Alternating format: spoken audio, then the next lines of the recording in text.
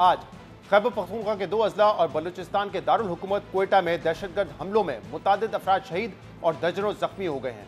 आज पहला धमाका जिला नौशहरा में मुल्क के अहम दीनी मदरसे दारुल उलूम हक्कानिया अकोड़ा खटक की जामे मस्जिद में पेश आया, जहां नमाज जुमा के बाद मुबैना तौर पर खुदकुश धमाके में मदरसे के नायब मोहतमिम और JUI समीउल हक के सबरा मौलाना हामिदुल हक समेत 6 अफराद शहीद और 3 पुलिस एहलकार समेत 20 से ज्यादा अफराद जख्मी हो गए, जबकि हलाकतों में इजाफे का खदशा भी जाहिर किया जा रहा है।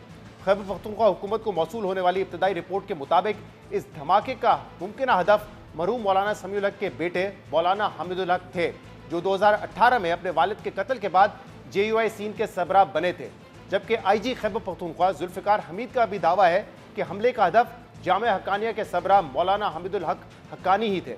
इस हमले के बाद डिप्टी कमिश्नर नौशहरा इरफानुल्लाह महसूद ने बताया था कि धमाका मस्जिद के उस खारजी रास्ते पर किया गया जिससे मौलाना हामिदुल हक नमाज के बाद घर जाते थे। धमाका उस वक्त किया गया जब मौलाना हामिदुल हक रिहाइशगाह के लिए जा रहे थे। वैसे तो अभी तक किसी तंजीम ने हमले की जिम्मेदारी कबूल नहीं की है, ताहम सिक्योरिटी जराये के मुताबिक खुदकुश हमला TTP ने किया, जिन्हें फितना और खवारिज कहा जाता है। सिक्योरिटी जराये का कहना है कि मौलाना हामिदुल हक ने खवातीन को तालीम से रोकने को खिलाफ इस्लाम करार दिया था और इसी बयानिए पर मौलाना हामिदुल हक को धमकियां भी दी जा रही थी। सदर मुमलिकत और वज़ीर आज़म की जानिब से इस्वामत की गई है, जबकि वफाकी वज़ीर दाखिला मोहसिन नकवी ने भी मजम्मत करते हुए कहा है कि दुश्मन मुल्क में अदम इस्तेकाम पैदा करने की घिनौनी साजिश कर रहा है। कौम की हिमायत से दुश्मन की हर साजिश नाकाम बनाएंगे। इसके अलावा खैबर पख्तूनख्वा के ज़िले औरंगज़ई में भी आज धमाके में एक शख्स जहां भाग, जबकि 4 अफराद जख्मी हुए। जबकि कोयटा के इलाके जान मोहम्मद रोड में होने वाले धमाके में 9 अफराद जख्मी हुए हैं। पुलिस के मुताबिक धमाका खेज मवाद मोटरसाइकिल में नस्ब किया गया था। जहां एक तरफ मुल्क में एक ही दिन में 3 मुख्तलिफ जगहों पर धमाके और लोगों की शहादतें अफसोसनाक हैं, वहीं इन वाक़यात ने सिक्योरिटी सूरत-ए-हाल पर भी तशवीश में इजाफा कर दिया है। प्रोग्राम में आगे बढ़ते हैं। पाकिस्तान तहरीक इंसाफ ने ईद उल फितर के बाद हुकूमत के खिलाफ दोबारा सड़कों पर आने का ऐलान कर रखा है, जबकि अपोजिशन जमातों की जानिब से हुकूमत के खिलाफ मुज़ाहमत के लिए ग्रैंड इत्तेहाद बनाने की कोशिशें भी जारी हैं।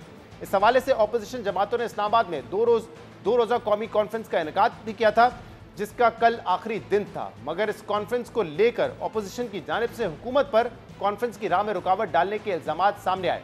इस कॉन्फ्रेंस के मेज़बान शाहिद खाकान अब्बासी ने कॉन्फ्रेंस के पहले दिन इल्ज़ाम लगाया था कि इंतजामिया ने इस कॉन्फ्रेंस के लिए पहले भी 2 जगहें देने से इनकार किया और अब दोबारा ये धमकियां दी जा रही हैं कि अगर इस होटल में कॉन्फ्रेंस हुई तो करोड़ों रुपए का जुर्माना किया जाएगा।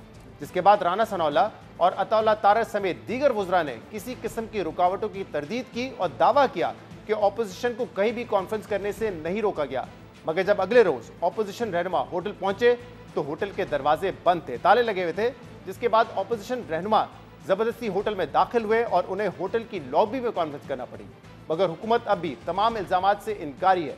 इसके अलावा कल वज़ीर आज़म शहबाज शरीफ की जानिब से वफाकी काबीना में मजीद इजाफा किया गया है, जिसके तहत काबीना में 12 नए वुज़रा, 9 वुज़राए मुमलिकत, 3 मुशीर और 4 मामले खसूसी को शामिल कर लिया गया है। जिसके बाद शहबाज शरीफ हुकूमत की काबीना की तादाद 55 तक पहुंच चुकी है, जबकि वही हुकूमत और वही वज़ीर आज़म है जिन्होंने हुकूमत में आने के बाद किफ़ायतशारी के दावे किए थे। और वज़ीर ख़जाना मोहम्मद औरंगज़ेब ने तो इस ज़रूरत पर भी जोर दिया था कि सिर्फ ये कहना काफ़ी नहीं कि वुज़रा तनख्वाह नहीं ले रहे, बल्कि ज़रूरत इस बात की है कि कई वजारतें हमें ख़त्म करना होंगी। मेरी हुकूमत का फ़र्ज़ अव्वली है कि हम शाहाना अखराजात का ख़ात्मा करें। हम ऐसे तमाम इदारों का जिसका अवामी खिदमत से दूर दूर तक कोई ताल्लुक नहीं, उसका खात्मा करें। जो एक्सपेंडिचर साइड है उस पर बहुत आ रहा है कि जी गवर्नमेंट का जो खर्चा है वो तो नीचे गया नहीं, आपने सारी चीज़ें जो है इंडस्ट्री पे लगा दी, बाकी लोगों पे लगा दी, बाकी टैक्सेस बढ़ा दी, गवर्नमेंट क्या कर रही है? And this is right criticism, ठीक कह रहे हैं। अब सिर्फ ये कहना कि जी काबीना अपने ये, क्योंकि खुद काबीना में रह चुके हैं कि काबीना अपने वो सैलरीज नहीं ले रही, हम अपनी बारात नहीं ले रहे, बट इस सिंबॉलिक बड़ी अच्छी बात है कि हम नहीं ले रहे, लेकिन that's not going to put a dent into the government expenditure. जो मिनिस्ट्रीज का काम डिवॉल्व हो चुका है प्रोविंसेस को, उन मिनिस्ट्रीज को हमें बंद करना चाहिए, उनको मर्ज करना चाहिए।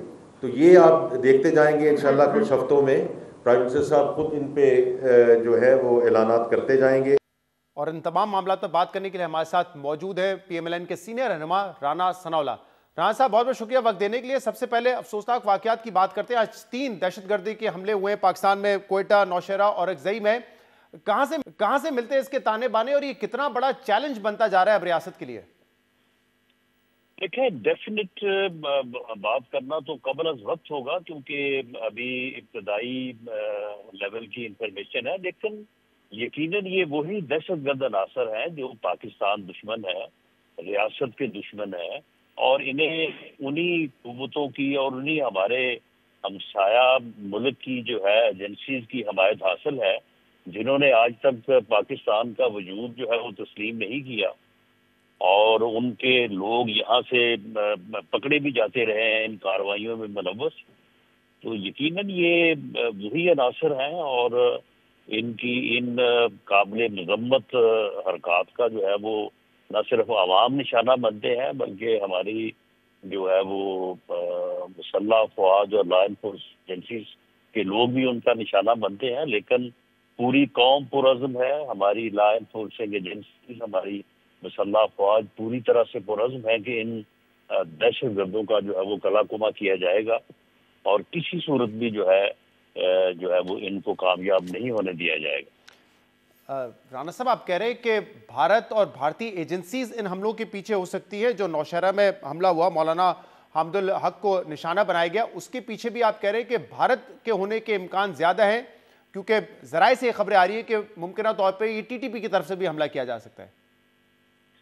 دیکھیں, ان کے پیچھے بھی تو اگر ٹی ٹی پی ان حملوں میں اگر جو ہے وہ ملوث ہے, تو ان کے پیچھے بھی تو جو ہے وہ بھارتی ایجنسیوں کا جو ہاتھ ہے, ان کی ہر طرح سے جو ہے وہ نئی ایما حاصل ہے.